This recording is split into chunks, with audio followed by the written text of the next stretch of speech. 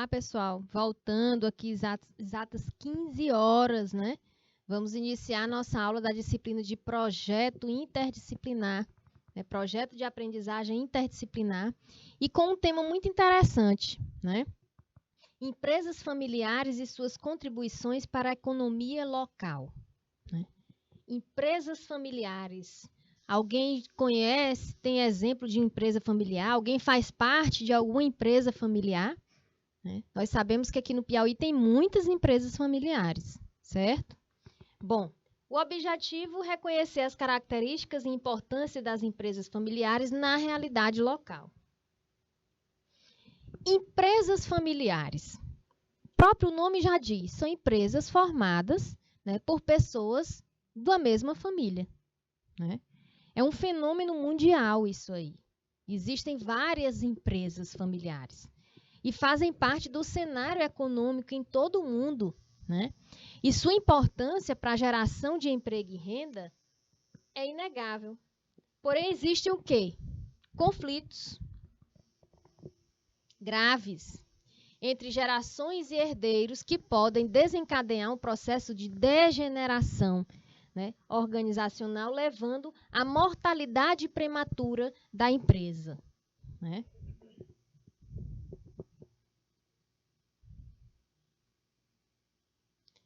Quando a gente fala, imagina aí, uma empresa que não é familiar já tem conflito.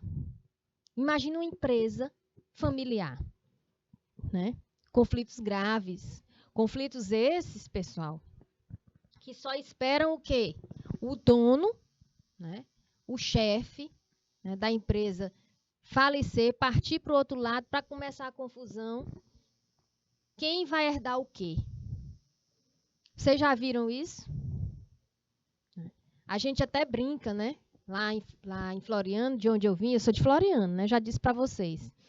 Antigamente, quando alguém morria, aí todo mundo nem pensava no velório da pessoa, só pensava assim: eita, uma hora dessa, tá tendo uma confusão na casa do fulano, porque os filhos vão ficar com o quê? Os filhos já devem estar brigando aí, querendo a herança do pai, da mãe, do avô, seja o que for. Era assim. E hoje não mudou muito não, ainda continua, tá? Ao ser considerada como uma forma predominante de empresa em todo o mundo, a empresa familiar ocupa uma grande parte do nosso, né, tecido econômico e social, representando parte significativa do conjunto das empresas privadas existentes no país e no mundo. Uma das maiores preocupações de seus dirigentes é a sobrevivência dessa organização, é a sobrevivência dessa empresa. Fazer com que o empreendimento empresarial tenha sucesso e continuidade, passando de pai para filho, né, é o sonho duradouro para grande parte da população mundial, para grande parte até mesmo da família. Tornar aquele negócio duradouro, para um pai constitui um patrimônio. Aí tem os filhos casam, tem os netos, né, e continua com aquela empresa. É o sonho do pai. Pai, eu vou morrer, né? O pai ali no leito de morte fala, ou o avô, eu vou morrer, vou deixar minhas coisas dos meus filhos, eu sei que eles vão dar continuidade. Mas o que acontece muitas vezes é que o negócio começa a desorganizar, né? A qualidade vai baixando, certo? É aquela tal coisa, né? A coisa só funciona sobre o olho do dono, né? Enquanto o dono está ali, o chefe está ali, o chefe maior está ali olhando, está ok, está tendo qualidade. Mas na hora que se vai, a qualidade se perde, tá? Responsáveis por 60% da oferta de emprego no Brasil e por 48% da população nacional, né, as empresas de menor porte assumem hoje importância crucial no desenvolvimento econômico. A própria economia do Brasil baseia-se em grandes grupos de propriedade familiar, né? Foi detectado que a pequena e média empresa familiar produz 2 milhões de empregos diretos e é o segmento que mais cresce no país. Tá? Pessoal, tem cooperativas no sul do estado. A maioria daquelas empresas agrícolas, aquelas agroindústrias, são cooperativas, né? No Rio Grande do Sul. Ali é tudo familiar, né? Tem cooperativas familiares. que são empresas. Cooperativas são organizações, são empresas e são familiares. E ali, se você pega um exemplo de uma delas, é de geração em geração. Ali já vem de muito tempo. Né? No Globo Rural, uma vez foi mostrado a produção de abacate em uma fazenda, né? E aí perguntaram, quando foi que começou o negócio? Não, esse negócio aqui já vem do meu bisavô. Olha só, do bisavô. E quem é que mora aqui? Quem ajuda? Não, ali é minha tia, ali é a filha não sei o quê, ali foi a casa da minha avó, e vai dizendo. Né? Então, ali é uma empresa familiar, aquela produção ali é familiar. Certo? É intencionalmente aceito que o conceito de empresa familiar congrega 3 grandes vertentes. Vertente de propriedade, gestão e sucessão. A vertente de propriedade, o controle da empresa, encontra-se nas mãos de uma família. E essa família ela detém ou controla a maioria do capital. Ou seja, são várias famílias, mas quem detém ou controla a maior parte do capital é apenas uma família. Tá? Ou seja, apesar de ser uma empresa familiar, o proprietário é a família que constituiu. Certo? É uma família que constituiu e foi colocando as outras. Gestão. Os lugares de topo na empresa são ocupados pelos membros da família. E, geralmente, os lugares de topo, os membros mais velhos, mais antigos. Tá? Sucessão. A segunda geração familiar assume os lugares deixados vagos pelos parentes e assim sucessivamente. Bom, podemos resumir seus conceitos centrais como 2 lições de experiência, as quais aprendem com as próprias empresas familiares, tanto com aquelas que estão se aproximando, de suas metas, como com outras que estão lutando para superar seus temores. Então, são 2 lições. Olha aí, 19 a 21 de agosto terá em Oeiras Feira de Agricultura Familiar. Muito bom essas feiras de agricultura familiar, viu, Orlando? Eu gosto muito. Olha só, as 2 lições de experiência. Primeiro, lição 1. A empresa familiar, suas características e suas formas de organização se configuram em função de interesses múltiplos, tanto em termos de política estabelecida, como em relação aos propósitos da família. Lição 2. Os laços familiares são pré-requisitos que influenciam o direito à sucessão nos cargos de direção. Tá? Porém, há um fator que não se pode desprezar, que é o quê? As condições determinadas pelo mercado, sendo consideradas como variáveis ambientais de relevância à consecução de resultados por parte da empresa. Bom, e a estabilidade e a harmonia? Como é que deve ser essa harmonia entre essa empresa? O que a gente espera é o quê, gente? Que seja uma convivência harmoniosa. Né? Então, a estabilidade e a harmonia no relacionamento familiar, bem como o processo de profissionalização, são as questões fundamentais para manter o equilíbrio entre os interesses individuais e os interesses da empresa. Tá? Lembrando que o que ocorre muito quando há uma divergência, uma briga na empresa entre familiares, é porque simplesmente tem aquele pensamento, eu quero crescer individualmente. E não pensa no crescimento total. Para você fazer crescer a empresa, ter o equilíbrio, certo? E atingir os interesses da empresa, você tem que trabalhar o quê? Em conjunto. É um trabalho em conjunto, para um objetivo em comum, para o bem comum. Certo? Quando um começa a trabalhar individualmente, aí começa a confusão. Né? Duas questões podem fazer com que as empresas familiares sobrevivam, ou seja, continuem com seu objetivo, o seu desenvolvimento e se mantenham saudáveis por longo prazo. Duas questões. Primeiro, a empresa deve ser tratada como empresa. Empresa tratada como empresa. Sem fazer aflorar nas dependências da organização conversas e discussões não relacionadas ao contexto corporativo. Tá? Ou seja, problemas familiares levando para dentro da organização. Problemas entre os familiares, entre irmãos, entre primos, entre tios, entre pais, enfim, problemas de dentro de casa. Não devemos fazer isso. Se quiser manter o segmento, certo? Se quiser manter e se quiser sobreviver à empresa, não façam isso. A família deve estar restrita ao âmbito familiar, né? E ser tratado como família, sem que haja interferência de problemas profissionais, né? Pois isso poderá dissolver a solidez dessa relação.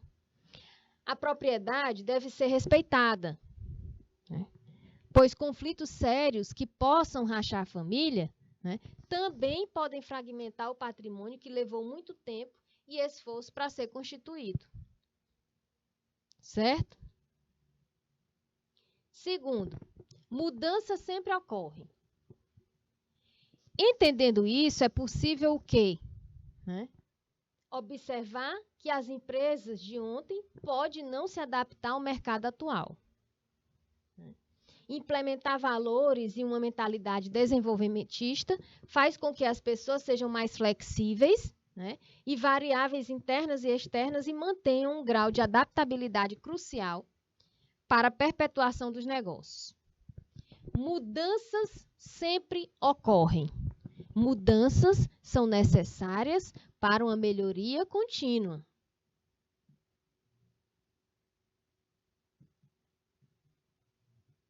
Para melhoria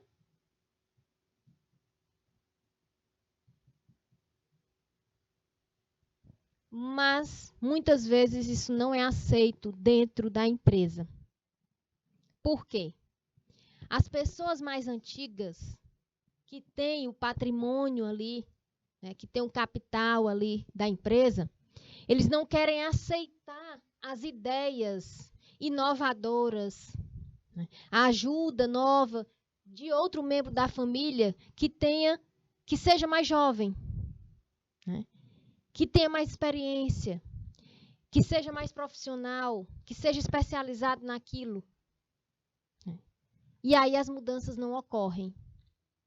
E as mudanças, nesse caso aqui, para essas famílias tradicionais que já levam aquela empresa, né, familiar desde muito tempo, começa a se desgastar. Por quê? Porque não acompanha a evolução. Não acompanha o novo. Não procura saber sobre o mercado de trabalho. O que é que o mercado de trabalho pode esperar da minha empresa?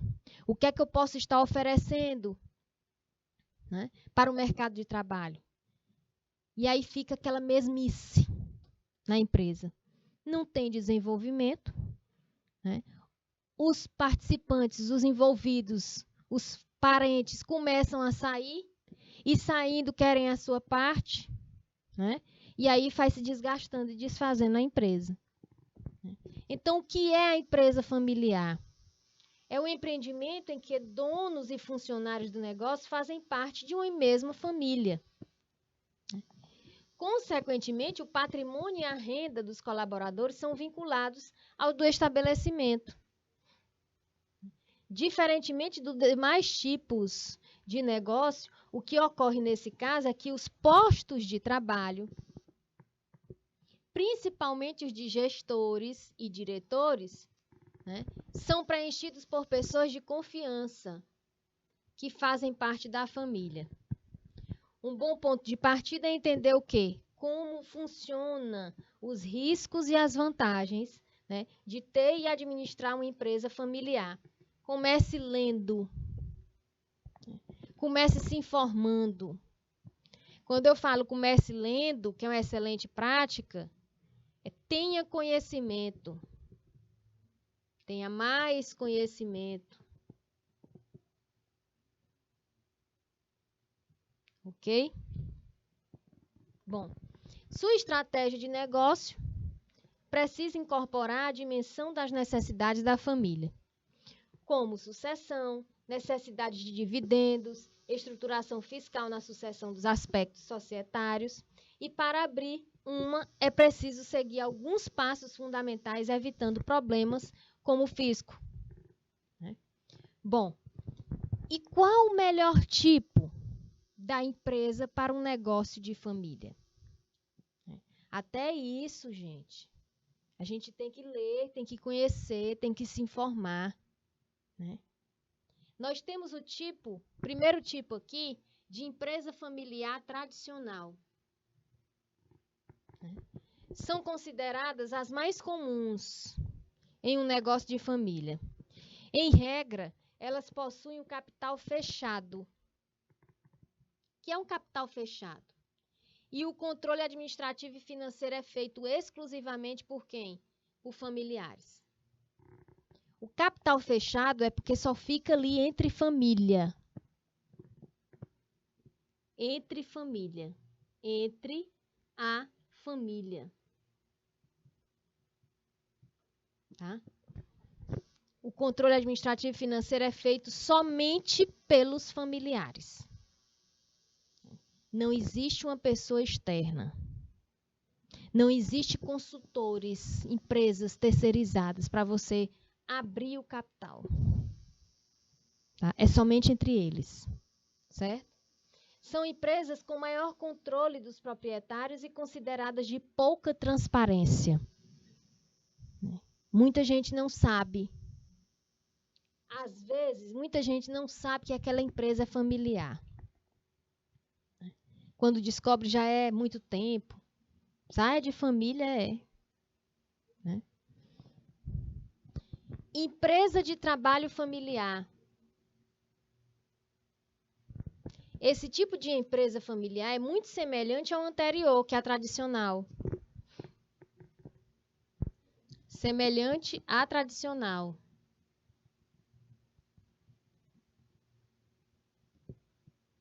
E o critério considera a combinação entre propriedade e gestão. Dessa forma, os membros da gestão da empresa são sempre o quê? Da família. Os membros da gestão são sempre da família. De modo que os filhos ou parentes de grau mais próximo, né, ao do fundador são incentivados a trabalharem nela. Empresa de administração é outro tipo, tá? Empresa de administração familiar. Parecida com o tipo anterior, né, da familiar e a tradicional. Porém, a principal diferença, embora todos os membros exerçam controle sobre o negócio, aqueles que ocupam as funções de gestão são capacitados para isso. Como assim, professora? Quem ocupa os membros da gestão, vou botar aqui. Membros da gestão são capacitados, são qualificados,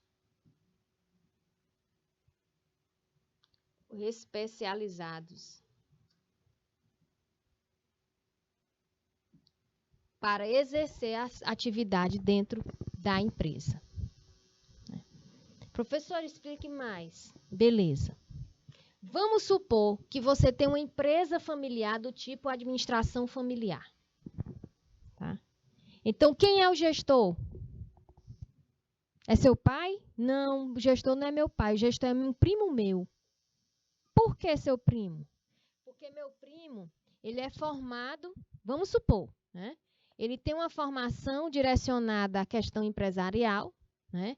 Ele é especializado e qualificado nessa, ele já tem experiência, né, e qualificação e especialização na área de gestão empresarial, ou gestão de pessoas, ou gestão da qualidade. Então, ele tem mais conhecimento de gestão. Por isso, foi escolhido entre a família na empresa para gerenciar todo o processo produtivo da empresa. Ah, então lá no tradicional não tem isso, não. Lá no tradicional não tem isso. Lá no tradicional, os outros podem até ter capacitação, mas o gestor é meu avô, que não tem formação nenhuma. Mas ele é o dono. Ele que começou esse serviço aqui. Ele que começou a atividade. Certo? Empresa familiar híbrida. Nesse caso, a empresa familiar apresenta um pouco mais de abertura. Ou seja, o capital é aberto. Capital aberto. Em relação aos tipos de empresa familiar anterior, o capital é aberto, o controle é exercido pela família, mas existe a presença de quê?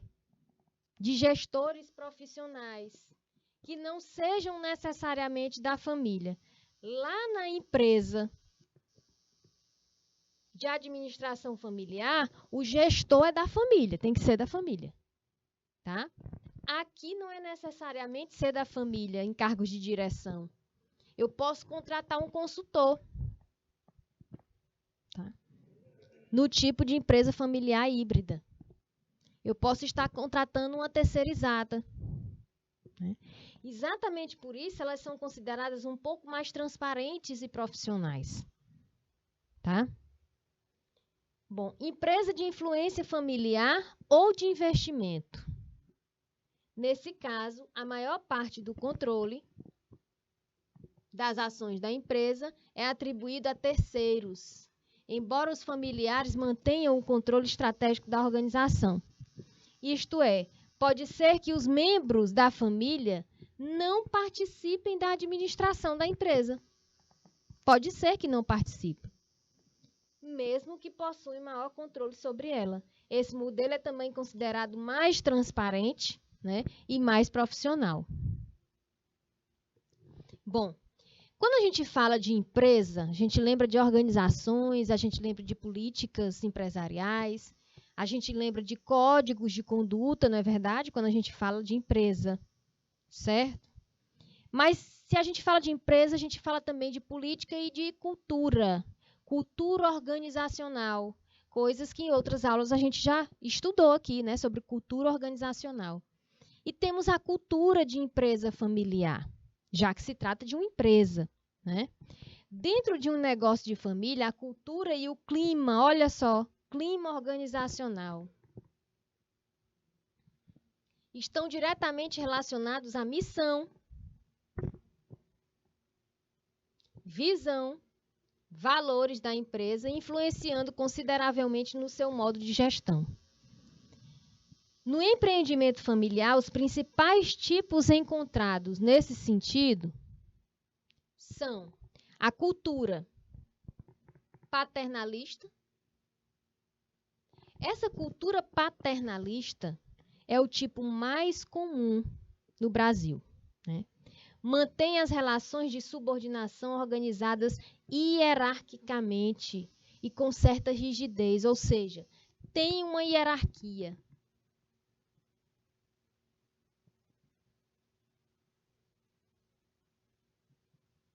Tá? É rígida.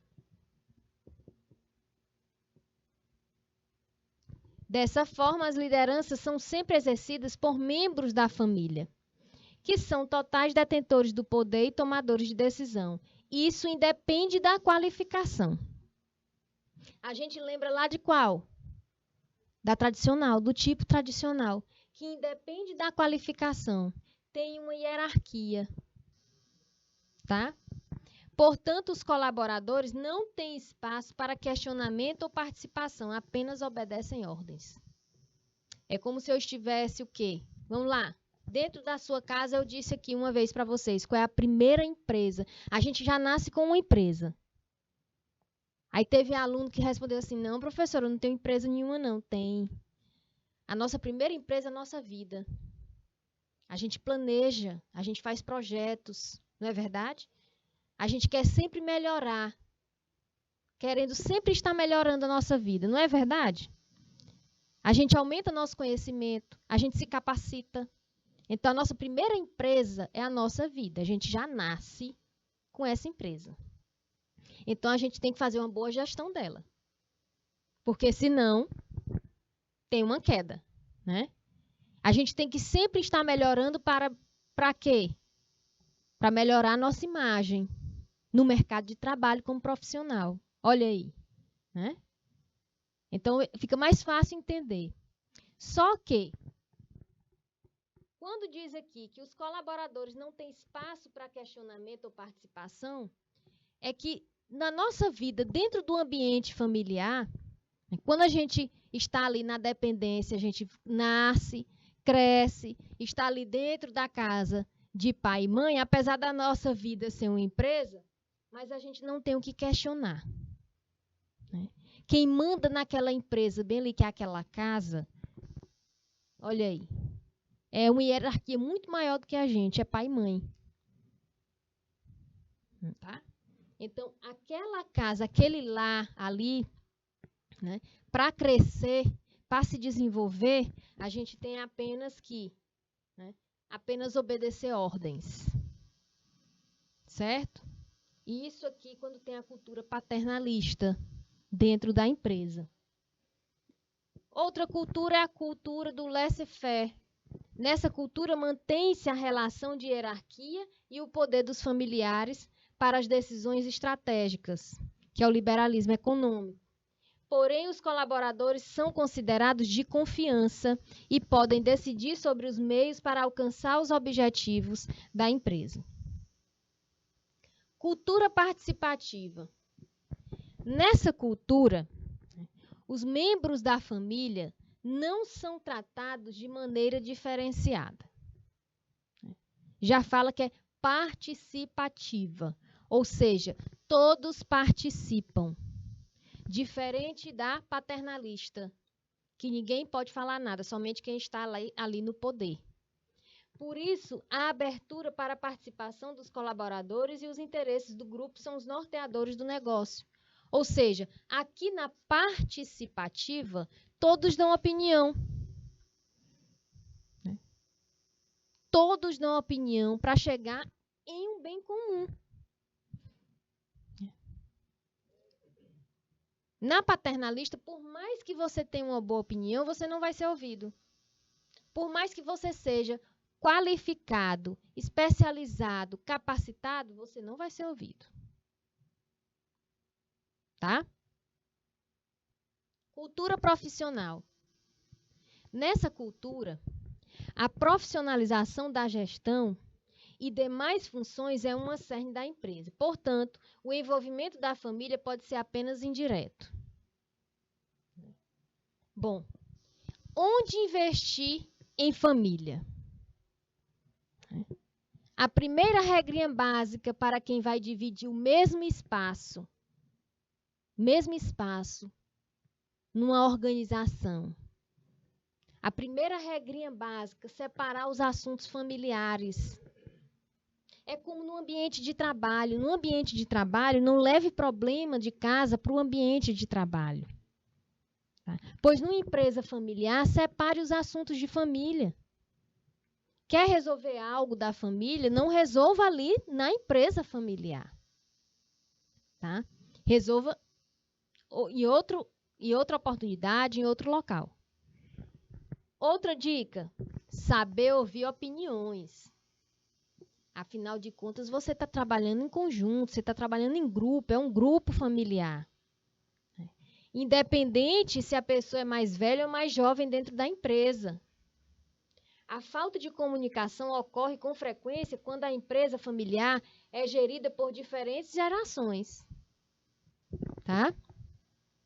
Além disso, em um negócio de família é preciso estabelecer a remuneração aos sócios, né, por seu trabalho na empresa, assim como os salários dos familiares e colaboradores que atuam no local. Bom, isso evita conflito, tá? E ainda possibilita que você tenha conhecimento dos gastos com salários no mês. Faça a divisão. Veja qual é a função de cada um. Pague honestamente. Se quiser, simplesmente reúna todos. O salário de todos vai ser valor X. Alguém discorda? Alguém concorda? Aí outro vai discordar. Não, porque minha função é maior, meu cargo é maior. Eu vou ter mais trabalho. Eu vou levar trabalho para casa. Então eu mereço mais. Sempre vai haver uma discordância, mas o certo é sentar, já que o negócio é de família, sentar, mostrar para todo mundo o que é a função de cada um e quanto deve ganhar, certo? Como deve funcionar uma empresa familiar? Como é que deve funcionar? Em um empreendimento familiar, alocar pessoas dentro das funções corretas, olha o que eu acabei de falar, ó. Dentro das funções corretas é uma das missões mais importantes de qualquer administração. Se uma pessoa despreparada ocupa um cargo de gestão, por exemplo, os riscos de que os resultados da empresa sejam afetados são imensos. Vai colocar alguém na gestão, coloque alguém que tenha conhecimento em gestão empresarial. Tá? Beleza? É como se, por exemplo, um de vocês se formando em técnicos em serviços jurídicos. Aí, alguém da família, da área jurídica, vai e pensa, não, vamos botar um escritório? Vamos montar uma empresa? Somente com os familiares da área jurídica? Beleza. Quem é que vai ser a gestão? Quem é que vai gerir esse escritório? Quem é que vai chamar cliente? Quem é que vai atrair cliente? Minha mãe. Ah, mas tua mãe não era da área jurídica. Não, mas ela precisa. Eu vou botar ela para trabalhar. Nada a ver, gente. Me desculpe. Mas tem que ter alguém com conhecimento na área de gestão. Tá? Se não tem conhecimento nem da parte jurídica, nem da parte de gestão, imagina aí. Né? Então, tem que sentar e ver. Tá, você é isso, você é aquilo, eu sou técnico em serviços jurídicos e tenho um curso de gestão de pessoas. E tenho um curso, né, de tantas horas de gestão empresarial. Então, nada mais justo do que você ser o gestor daquele escritório. Tá? Basta uma decisão equivocada para colocar anos de planejamento a perder. E todos sabemos que decisões acertadas demandam análise. Decisões demandam análise e conhecimento prévio. Ninguém vai decidir algo, gente. Ninguém pode decidir algo, né, sem analisar e ter o conhecimento daquilo. Vocês decidem algo sem analisar? Tem uma decisão para tomar. Tem uma escolha a fazer. Vocês vão decidir, escolher sem analisar, sem ter um conhecimento prévio, sem colocar os prós e os contras, né? E analisando o que é que eu vou ter de consequência. Gente, tudo tem que ser analisado. Tá? O desempenho organizacional baseado em um planejamento financeiro forte é um fator fundamental, né, para que as empresas familiares obtenham sucesso, certo? Essa situação não é diferente quando se trata da gestão de empresa familiar. Há empresários que destinam os melhores cargos a filhos ou sobrinhos, por exemplo, né? Ainda que a formação dessas pessoas não se relacione com as funções exigidas, né? Já houve casos aqui, né, no nosso estado, o seguinte: teve um município, né, que simplesmente a gente vai falar sobre a questão de nepotismo aqui, viu? Nessa aula de empresa familiar.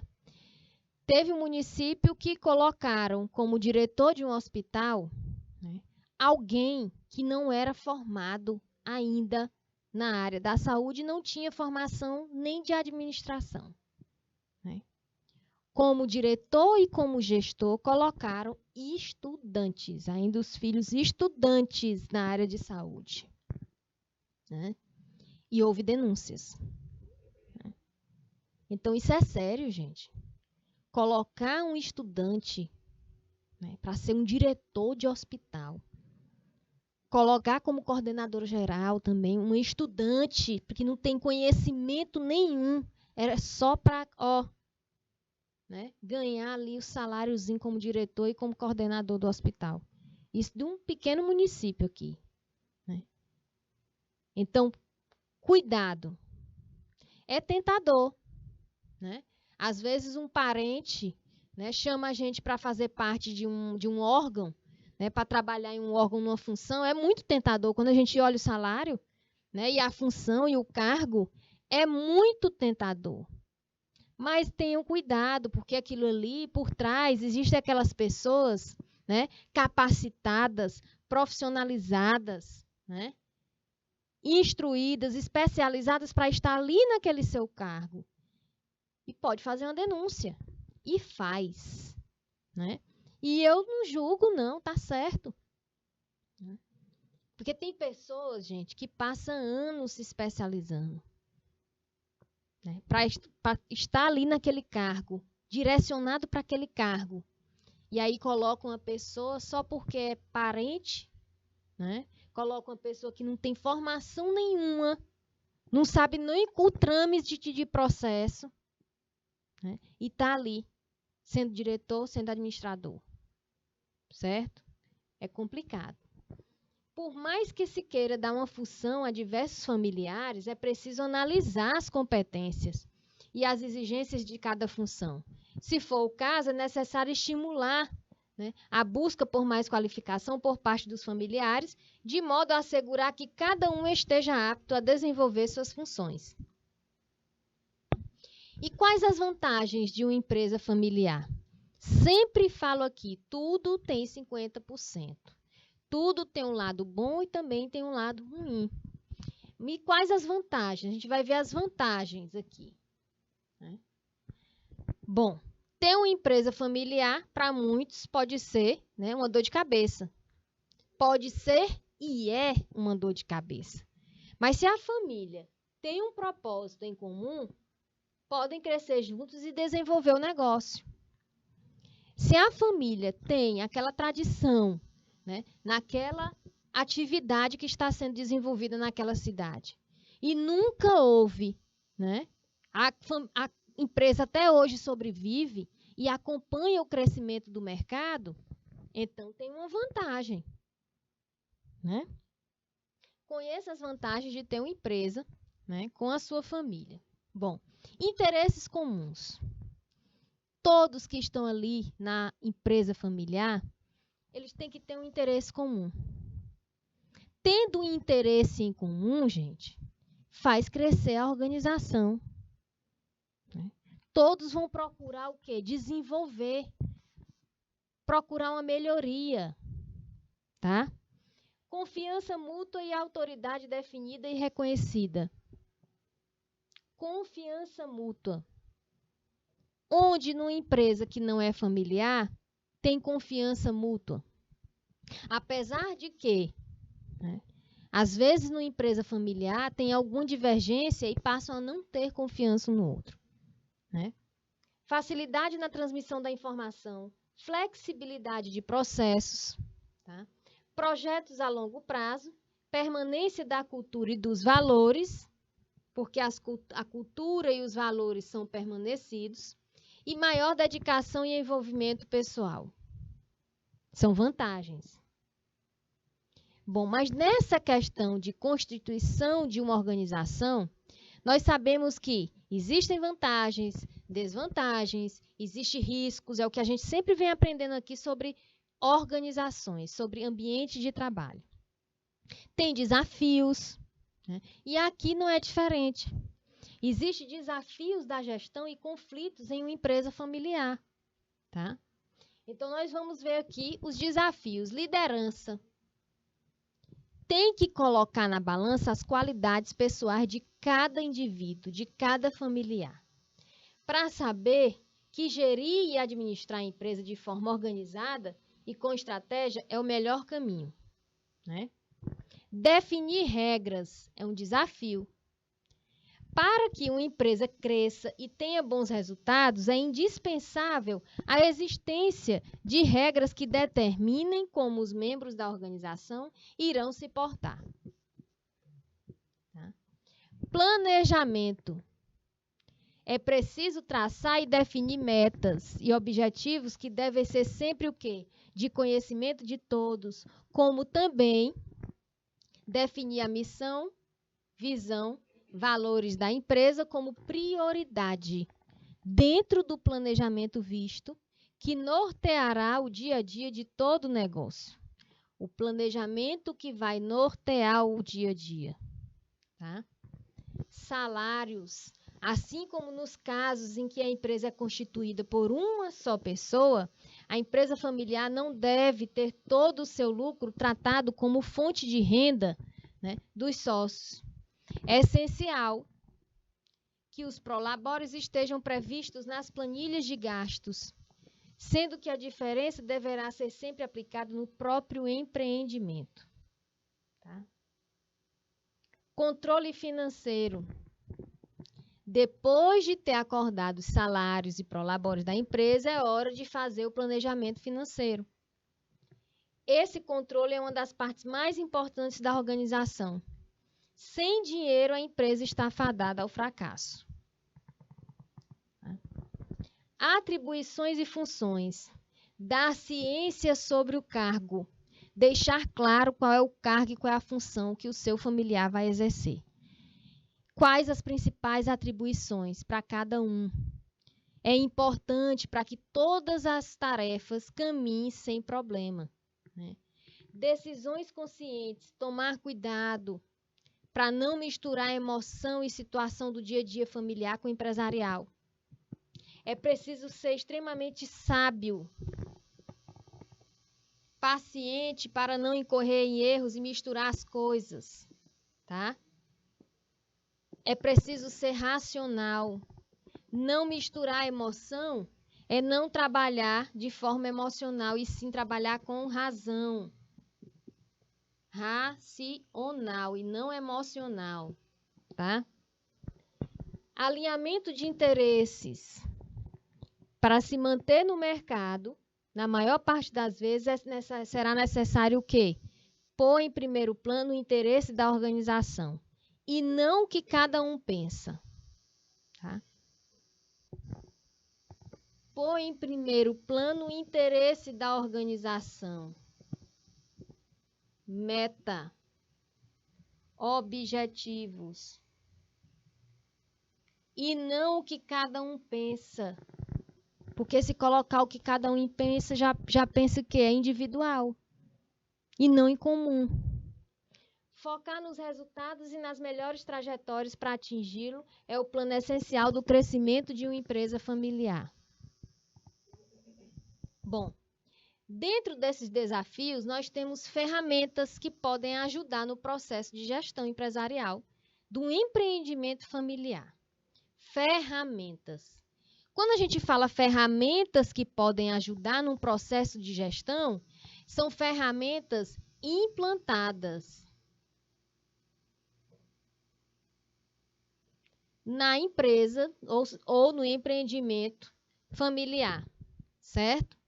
Então, nós temos a ferramenta de sistemas de gestão. As primeiras soluções tecnológicas voltadas para as empresas eram caras, difíceis de usar, porque precisavam de instalação nas máquinas e demandavam conhecimento técnico. Tá? Porém, os tempos são outros. Os tempos mudaram, né? Com a criação de quê? Software intuitivo e programas simples, né? O empreendedor tem a possibilidade de melhorar a gestão em todas as áreas. A partir do momento, nós aprendemos aqui, que a partir do momento que se implanta uma ferramenta para melhorar a gestão, a gente quer o quê?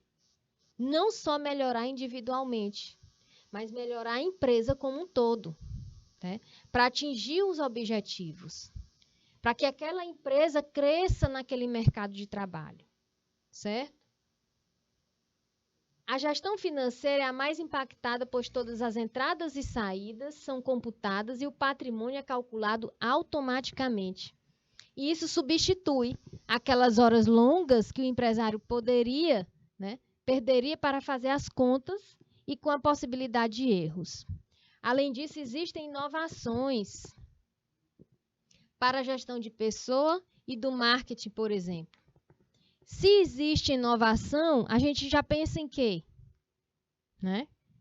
Que a empresa ela tem que se inovar.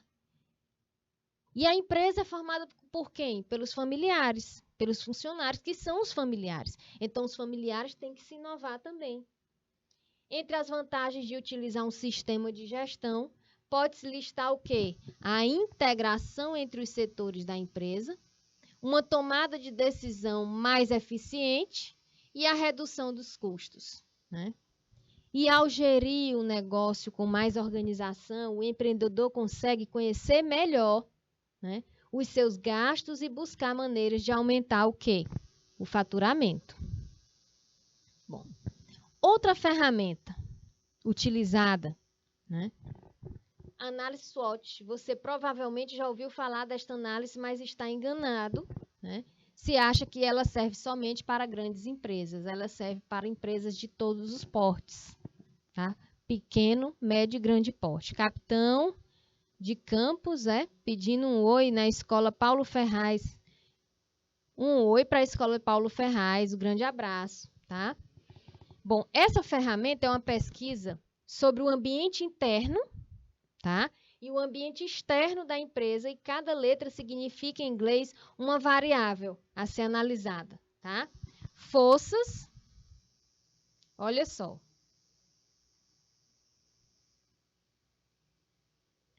Forças, fraquezas, oportunidades e ameaças. As forças e oportunidades são os pontos positivos. Forças e oportunidades. Pontos positivos. Ou seja, aqueles em que a sua empresa se diferencia. E quais novas atividades ou produtos você pode oferecer. Já as fraquezas e ameaças, a gente pensa em quê? É o lado negativo. São forças negativas. E são aqueles aspectos que merecem atenção para corrigir os erros. Então, isso merece para corrigir o erro. O erro, a falha, o defeito. Certo? O objetivo de unir essas informações é projetar o crescimento da empresa. Com algumas horas de estudo e pesquisa, o dono está preparado para tomar as melhores decisões e se diferenciar da concorrência. Detalhe. A gente está falando de ferramenta que pode ajudar no processo de gestão empresarial de um empreendimento familiar. Já falei aqui que essas ferramentas, quando a gente fala de ferramentas para melhorar a gestão de alguma empresa, a gestão de alguma cultura organizacional, a gente implanta. Para implantar aqui não é diferente, gente. Quando vai implantar uma ferramenta, tem que ter o quê? Informação. Ou seja, os familiares, todos eles têm que ser informados dessa implantação de ferramenta de qualidade, tá? Informados e o quê? Treinados, capacitados, para que seja implantado, para que tenha um bom resultado. Professora, aí vem a pergunta. Professora, se uma família, uma empresa é formada, os funcionários são 5 famílias, formando uma empresa só. E aí, no dia que é para reunir, uma família falta. Falta todos da família. Ou então, falta 3 filhos de uma das famílias. Só vai o pai, a mãe, e outros constituintes lá. E tem o treinamento. Eles não podem passar o treinamento? Poder até pode. Mas tem que estar presente quando as 5 famílias têm que se reunir para fazer a implantação dessas ferramentas. Algumas ferramentas, você pode sentar e se reunir com os funcionários, com os outros familiares, com os outros componentes da empresa e ali começar a se informar e ali praticar e ver como funciona a ferramenta. Outras ferramentas, dependendo de qual seja implantada na sua empresa, você precisa de profissionais externos para fazer o treinamento. Consultores na área de gestão para fazer o treinamento. Então, precisando disso, precisando de um consultor, é necessário e obrigatório a presença de todos. Certo? Canvas. Não está satisfeito com o rumo do seu negócio ou quer expandir a sua atividade? Faça o uso do modelo Canvas e otimize o seu planejamento. Essa é uma das ferramentas para empreendedores mais conhecidos, né, e pode ser aplicada em negócio de qualquer tamanho. A sua criação foi no final dos anos de 2000 por Alexander Osterwalder. BMC, né, que é do Canvas, certo? Aqui é como também é conhecido. É um painel com 9 áreas diferentes, em que tradicionalmente você pode preencher as informações com post-its. Aqueles post-its que estudante usa, né? Aqueles papéis adesivos coloridos. E por ali o empresário planeja os custos, planeja as receitas, os canais de venda e outros pontos importantes. Uma utilização comum do Canvas é para o lançamento de um novo produto ou para remodelar um negócio. Bom, dentro do Canvas nós temos 9 áreas, né? Nós temos a proposta de valor,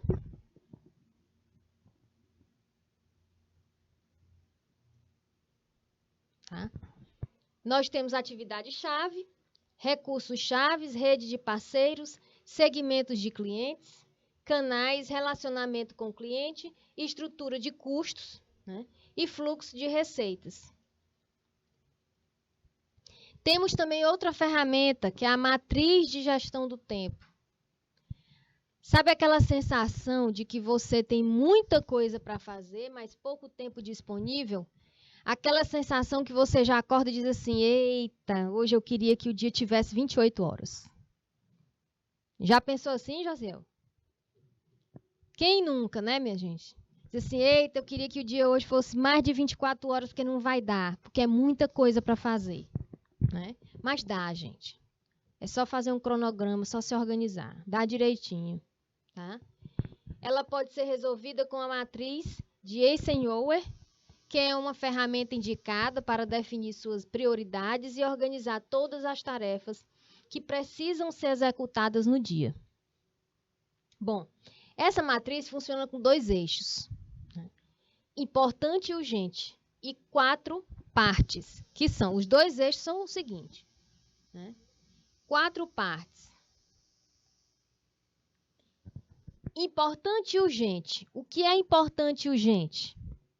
É o que é prioridade. É o que eu tenho de prioridade, né?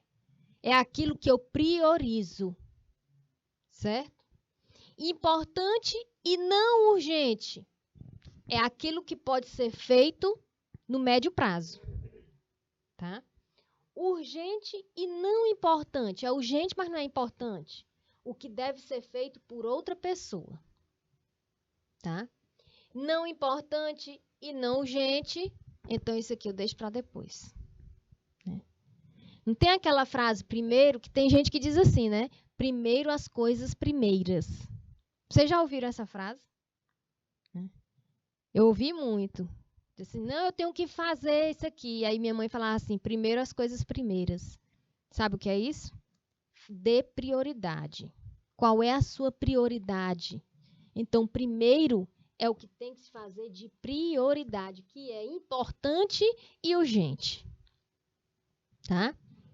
Mas cada um, pessoal, nós seres humanos, nós temos prioridades. Uns têm prioridade diferente dos outros, né? Mas numa empresa familiar, seja qual for, se empresa familiar ou não, existem as prioridades, né?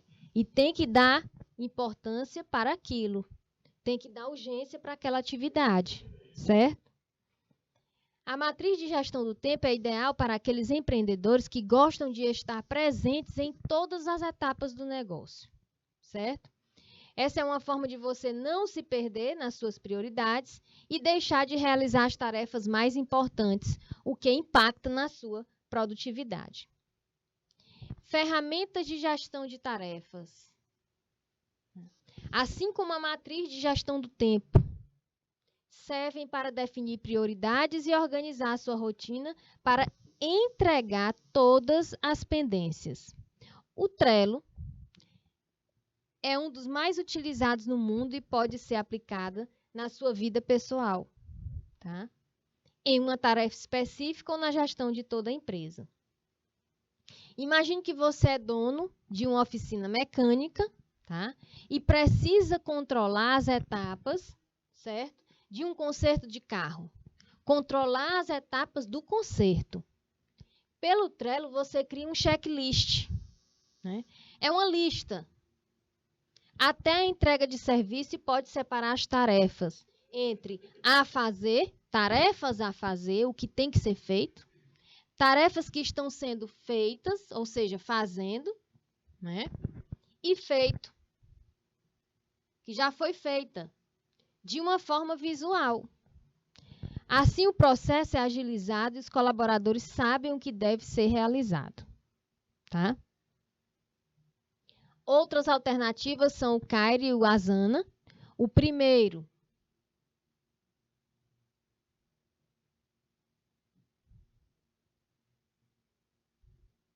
é uma ótima opção individual, tá? Já que disponibiliza uma barra com todas as pendências que você precisa resolver e suas informações, né? E o segundo é excelente para trabalharmos em grupo, já que possui chat e calendários compartilhados. Plataformas de contabilidade é outra ferramenta que pode ajudar no processo de gestão empresarial de um empreendimento familiar, tá? O dono de um negócio conhece as dificuldades que a burocracia brasileira oferece.